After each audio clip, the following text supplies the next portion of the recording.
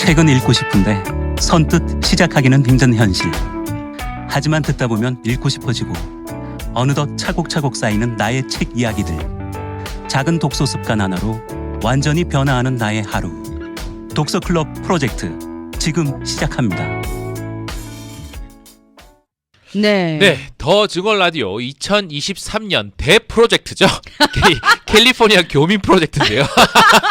우리 좋아, 모두가 좋아. 이 책을 읽을 그날까지 이 독서 클럽 프로젝트 지난주에 또 방송이 된 후에도 방송이 된 후만 되면 많은 분들이 그 책에 대한 제목을 다시 한 번 더 알려달라고. 지난주에 그 분노의 포도였잖아요. 맞아요. 네. 예. 그 포도에 대해서도 정말 다시 생각하게 됐다. 음. 앞에 포도가 있는데 이거 어떻게 먹어요? 이렇게 또 해주시는 분들도 계셨고 네. 여러 가지 재미있는 그런 많은 응답들이 있었습니다. 그래서 이런 폭풍을 오늘도 한번 좀 더 기대를 해보면서 오늘은 어떤 분이 또 어떻게 또 함께 또 저희와 해주실지, 오늘은 또 조성주님께서 또 저희와 함께 해주실 것 같은데요. 네, 한번 전화 일단, 연결돼 네. 있어요. 안녕하세요. 네, 안녕하세요. 네, 반갑습니다. 약간 네, 반갑습니다. 지금 멀리 계시기 때문에 전화 연결을 했는데도 약간의 그 포즈는 가 좀 있는 거, 있어요. 네. 예, 그건 조금 이해해 주시길 바라겠고. 자, 조성주님, 오늘은 어떤 책을 소개해 주실 거예요? 오늘은 비교적 최근에 출판된 베스트셀러 하나를 소개해 보겠습니다. 자밀자키라는 스탠포드 대학 심리학 교수가 쓴 책인데요. 바로 공감은 지능이다라는 책입니다. 이게 사실 똑똑해지기 위해서 공감 능력을 키우는 방법을 알려주는 이게 자기계발서 종류의 책인가요? 또 날카로운 질문을 해주시는군요. 음. 사실 이 책 영어 제목은, 그러니까 원래 제목은 The War for Kindness라고 친절을 위한 전쟁 혹은 투쟁입니다. 네. 똑똑해지기 위해 공감 능력을 키우는 방법을 알려주는 책은 아니고요. 친절한 사회를 위해 공감 능력이 필요하다라는 이런 주장을 하는 책이라고 보시면 됩니다. 자기계발서는 아니지만 좀 더 나은 사회를 위한 메시지는 분명한 책이라고 볼 수 있는 거죠. 사실 이 공감은 지능이다. 제가 이것을 서치하다가 제가 네. 이걸 보면서 너무 읽고 싶었는데 사실 이제 뭐 이북도 있고 다 있잖아요. 근데 제가 좀 이북을 보는 것보다는 그냥 진짜 책을 보는 걸 좋아해요. 맞아요. 종이 넘기고 이러는 걸 너무 좋아해가지고 사서 봐야지 했던 책이 바로 이 책인데 오늘 소개해 주시니까 너무 좋군요. 이 원서의 제목과 이 번역서의 제목이 차이가 있는 경우가 많은데 이 책도 그런 경우라고 볼 수가 있겠네요. 네, 그렇습니다. 정의란 무엇인가로 유명한 마이클 샌델 교수의 공정하다는 책도 그런 케이스이죠. 사실 그 책도 제가 유명하기로 좀 많이 들어봤는데 맞아. 네. 그 책의 영어 제목은 혹시 뭔지 물어봐도 될까요? The Tyranny of Merit, 오. 능력의 폭정이라고 이렇게 볼 수 있겠죠. 네. 또 이 책의 부제목은 심지어 무엇이 공동선을 이루는가 이런 식으로 해석이 돼서 공정하다는 책과는 아주 거리가 멉니다.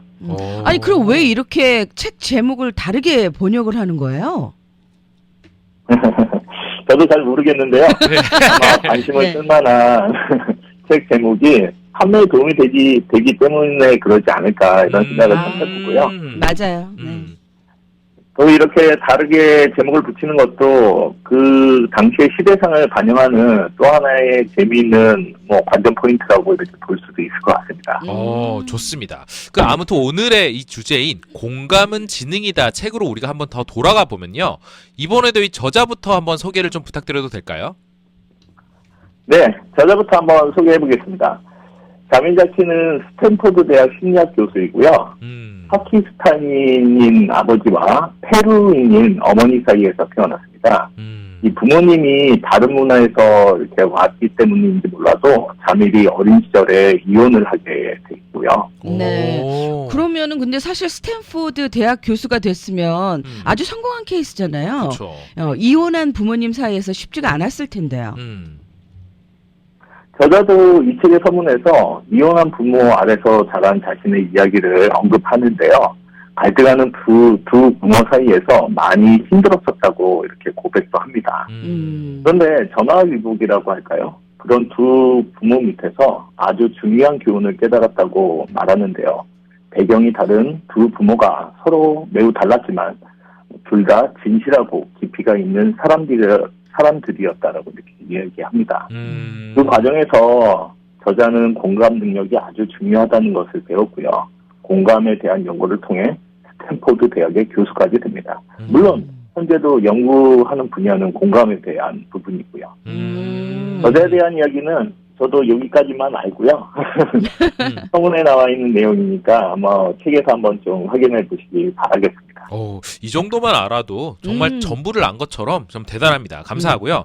이 책 내용에 들어가기 전에 제가 한번 질문이 있는데 일반적으로 이 인간의 성격이나 감정은 이게 타고나는 것이지 이 공감도 사실 그렇게 타고나는 것이라고 생각이 드는데요.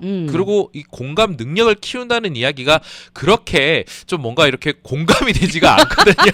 아, 공감 능력 있는 거예요, 이현 씨. 네. 아주 좋은 질문을 해주셨는데요. 네. 그래서 저자는 이 책 첫 부분에 이와 관련된 설명부터 시작을 합니다. 감정은 태생적인 것이고 네. 변하지가 않는다. 그리고 감정은 조건 반사적으로 나타난다. 라고 일반적으로 이렇게 알려져 있죠. 이를 노덴베리 가설이라고 이야기하는데요. 네. 저자는 몇 가지 실험들을 통해 이 가설이 틀렸다고 주장합니다. 인간의 본성도 변화가 가능하고 심지어 의지적으로 조절이 가능하다고 주장합니다. 그러니까 저자는 공감 능력은 조절이 가능하다라고 이렇게 주장하는 것이죠.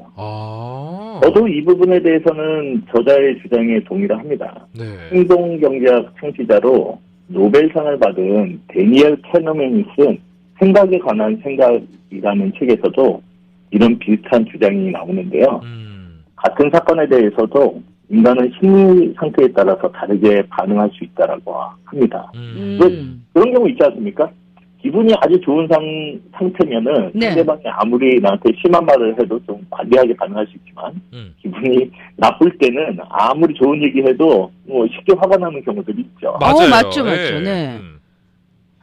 그러면 이 긍정적인 마인드로 좋은 생각을 해서 기분을 좋게 만들면 네. 화를 또 덜 낼 수도 있다는 말이기도 하죠. 데니얼 캐너맨은 이런 것을 점화 효과라고 이렇게 부르는데요.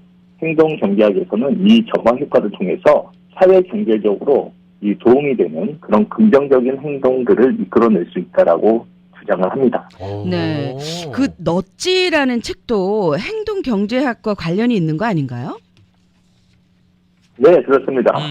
넛지라는 단어 자체의 의미가 네. 팔꿈치로 이렇게 슬쩍 찌르다 뭐 이런 의미인데요. 역시 노벨 경제학상을 수상한 리처드 세일러라는 사람은 올바른 선택을 할수록 부드럽게 개입하는 방법들을 제시하고 이를 넛지라고 부르고 있죠. 이 넛지라는 책도 아주 유명한 책이고요. 네네. 관심 있으시면 한번 읽어보시기 바랍니다. 뭐 자밀도 책에서 넛지에 대한 언급을 합니다. 감정은 어떤 일이 발생했는가보다 그것을 어떻게 해석하는가에 따라서 다르게 나타날 수 있다라고 이렇게 하고요. 그래서 생각을 좀 달리하면 다른 감정들, 좀 긍정적인 그런 감정들을 만들어낼 수 있다라고 또 이야기를 합니다. 네. 그럼 사실 긍정적인 마인드를 우리가 가지기 위해서는 어떤 것들을 할 수 있을까요? 오늘 아주 좋은 질문들만 네. 네. 공감은 지능이다라는 책의 내용의 이제 대부분이 긍정적인 마인드를 가질 수 있는 방법들에 대해서 이야기를 하고 있어요. 그래서 이제 이분이 심리학 교수이다 보니 다양한 심리학 실험들을 통해 검증된 방법이기도 하고요. 일단 크게 세 가지 방법으로 분류가 가능할 것 같은데요. 네. 첫째, 소통의 중요성. 소통이 중요하다는 거죠. 네. 두 번째는 문학 예술적인 방법들. 그리고 세 번째는 사회적 인식입니다. 먼저 소통에 대해서 좀 얘기를 해볼게요. 네. 세계에서는 화이트 아리안 레지스턴스, 그러니까 약간 백인 우월주의자인 거죠. 그죠? 그런 백인 우월주의자였던 토니라는 사람의 이야기가 나옵니다. 이 토니는 어린 시절 가정 불화와 학교에서 학대를 받으면서 마음속에서 이제 소외감을 느끼고 왠지 모를 증오심 이런 것들을 키우게 되고요. 네. 그러다가 자신을 인정해주는 100일 우월주의 단체에 우연히 가입을 해서 활동을 시작합니다. 네. 근데 이 친구가 이제 토니가 머리가 좋았는지 이 백인 우월 단체 사람들이 증오를 가지는데 어떤 논리적인 그런 그 사실들을 이제 제공하면서 네. 자연스럽게 이 단체의 리더가 되는데요. 오. 이 토니는 사실 유태인들에 대한 증오 같은 것들은 원래 없었습니다. 그냥 주변에 있는 사람들이 자기를 인정해 주니까 그쪽에 대한 증오를 키워갔던 거죠. 아. 이게 단지 자신이 속한 단체가 증오했기 때문에 그냥 종도를 했던 것일 뿐이죠. 왜 또 우리 스포츠팀 응원하다 보면 이런 경우도 있지 않습니까? 그렇죠. 네, 맞아요. 이게 음. LA 다저스와 샌프란시스코 자이언트 팬들이 굉장히 좀 극심스럽잖아요. 극성스럽고 극성스러워? 그리고 모자 같은 것도 어. 그렇고 굉장히 조심해야 되고. 맞아, 네. 맞아. 네. 네, 공교롭게도 그 두 분은 지금 LA 계시고 저는 샌프란 쪽에 가까이 있네요. 그러네요. 네. 네. 그렇습니다. 어쨌든 저자는 이런 현상이 상대방에 대한 무관심 때문이라고 이렇게 이야기를 하는데요. 토니는 자신이 증오하는 마이너리티들에 대한 관심, 유태인들에 대한 관심이 1도 없었습니다. 그러다 보니까 자신 때문에 그들이 고통받을 거 이런 것도 생각조차 하지도 못했던 거죠. 그러던 중에 토니에게 중대한 변화가 나타나는데요. 결혼을 하고 아이들이 태어나면서 되었습니다. 왜 누구나 자식이 생기면 좋은 부모가 되고 싶어 하잖아요. 그렇죠. 아마도 토니도 아이들에게 좋은 아버지가 되고 싶었던 그런 생각이 있었던 것 같습니다. 그래서 유태인에 대한 증오를 가진 자신을 치유하겠다는 생각을 좀 가지게 되었고요. 근데 참 얄궂은 게 이런 가운데서 카운셀러를 만나는데 그 카운셀러가 유태인입니다. 좀 그렇네요. 좀 매칭을 잘못 시켜준 게 아닌가 싶은데. 그렇게 볼 수도 있겠는데요. 또 요게 신의 한 수로 이렇게 작용을 하는데요. 그래요. 네. 자신을 한 인간으로 그리고 자신의 환자로 공감해주고 자신을 감싸주는 유태인 카운셀러를 보면서 토니는 감동을 합니다. 당연히 감동할 수밖에 없겠죠. 그렇죠. 유태인을 미워하는데 유태인이 공감을 해주니까. 네. 그렇구나. 그리고 자신이 평생 동안 증오했던 유태인들에 대해서 관심을 이제 가지기 시작했어요. 그러다가 기회가 돼서 홀로코스트 기념관에 방문해서 결국 유태인들이 겪었을 고통을 공감하면서 참회를 하게 됩니다. 네. 그래서 저자는 서로 이해할 수 있는 소통이 매우 중요하다라고 이렇게 이야기하고요. 그리고 자식들을 보면서 더 나은 아버지가 되어야겠다 이런 생각을 한 것도 토니가 변할 수 있었던 아주 중요한 시작점이었듯이 바람직한 미래를 위한 목표나 롤 모델을 가지는 것도 매우 중요하다고 주장을 합니다. 이 소통이 중요하다는 말씀을 정말로 뼈저리게 더 느끼게 되는데요. 중요하죠. 네, 그러면 이 두 번째가 문학 예술적 방법이라고 말씀을 해주셨는데 이 부분도 설명을 좀 부탁드려도 될까요? 네, 이 부분에 대해서 얘기하면 제가 또 한 번 더 신이 나는데요. 한 번 더 저희 북클럽 홍보를 하는 그런 계기가 되는 것 같아서요. 네네. 어쨌든 책에서는 공감 능력을 키워주는데 독서만큼 효과적인 방법이 없다라고 생각합니다. 이 소설은 공감을 유도하는 약물이라는 표현까지 하는데요. 지금은 중단되었지만 예전에 미국 교도소 재소자들을 대상으로 문학 작품을 읽도록 하는 프로그램이 있었다고 합니다.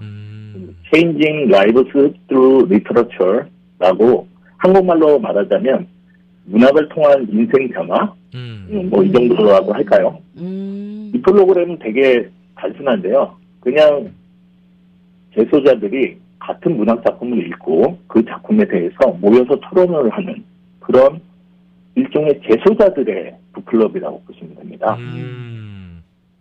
재소자들은 재범률이 대체로 한 45% 정도 된다고 해요. 높네요. 또 이제 10명이 출소를 하더라도 5명 정도는 다시 범죄를 저지르고 감옥에 다시 간다는 이야기. 네. 그런데 이 북클럽 프로그램을 이수한 재소자들의 재범률을 이렇게 추적을 해보니까 그 재범률이 20% 지나지 않는다고 합니다. 그러니까 10명이 출소하면 같이 범죄를 저지르는 사람은 2명, 그러니까 한 5명에서 2명으로 줄었으니까 이 엄청난 효과가 있는 거죠. 진짜 대단하네요. 이 2배 이상의 효과가 있는 거잖아요. 야, 우리가 책을 읽어야 되는 이유가 여기 또 있네요. 맞아요. 예. 네. 소설을 읽으면 소설 속 등장하는 인물이 겪는 일에 대해서 자연스럽게 몰입하게 되죠. 이런 몰입이 그 공감 능력을 높여주는 그런 중요한 그 요소라고 합니다. 그래서 타인에 대한 공감 능력의 향상은 이렇게 또 범죄율까지 낮춰줄 수 있기도 하고요.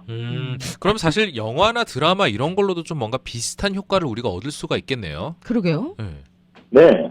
네, 맞습니다. 이 책에서도 연극과 미디어를 통해서 공감 능력이 키워지는 이런 예들, 미담들 이런 것들이 많이 등장하죠.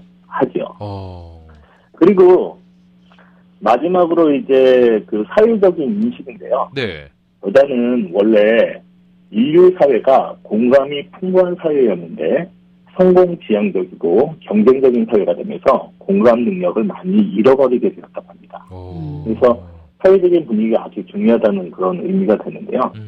뭐 예를 들자면 앵무새 죽이기라는 소설의 네네. 주인공이 아버지가 이 변호사인데요. 그 소설 속에서 억울한 누명을 쓴 흑인을 변호하는 그 장면이 나옵니다. 이 흑인을 또 고소한 사람은 백인이었는데요. 사실 이제 고소한 그 근거가 되게 뭐 말이 좀 안 돼요. 그러다 보니까 이 변호사인 주인공의 아버지가 이 흑인이 무죄라는 것을 알려주는 정황들을, 논리적인 정황들을 제시를 많이 합니다. 네. 그래서 이제 배심원들이 그 정황상, 실제로 이제 그 소설 속에서 배심원들은 그 정황상, 이 흑인은 무죄일 거다라고 이렇게 추정을 해요. 네. 근데, 그때 당시 사회적인 분위기가 흑인들의 인권 같은 것들은 보장해주지 않았던 그런, 잖아요. 그러다 보니까 이 배심원들이 사회적인 분위기에 휘둘려서 유죄를 선고하게 됩니다. 이런. 네. 우리 같은 시대에서는 이런 경우 상상하기도 힘들 텐데요. 불과 100년도 안 된 1930년대 미국에서 이런 일들이 버젓하게 있었고 또 이거보다 더 오히려 심한 경우들도 많았다고 합니다. 그만큼 이제 사회적인 분위기가 어떤 우리 개인의 공감 능력에 미치는 영향이 지대하다고 할 수가 있겠죠. 참 그 과유불급이라고 그 지나친 공감도 문제가 있지 않나라는 생각도 그러네요. 또 해보는데. 네. 네, 맞습니다. 저자도 환자를 돌보는 의사나 간호사 같은 분들은 지나친 공감을 주의해야 한다고 이렇게 이야기하는데요.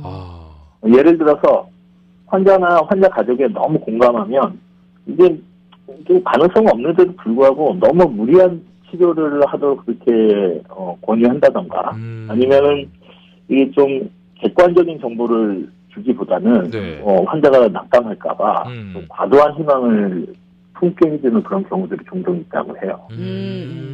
또 한번 지나치게 공감을 하던 환자가 사망하는 경우에는 네. 그러니까 그런 경우에는 심하게 이게 낙담이 되어가지고 다른 환자들한테는 공감을 하지 못하는 그런 경우가 나타날 수도 있고요. 또 너무 스트레스가 심하게 되어서 결국 직업을 그만두는 경우도 있다고 합니다. 하하.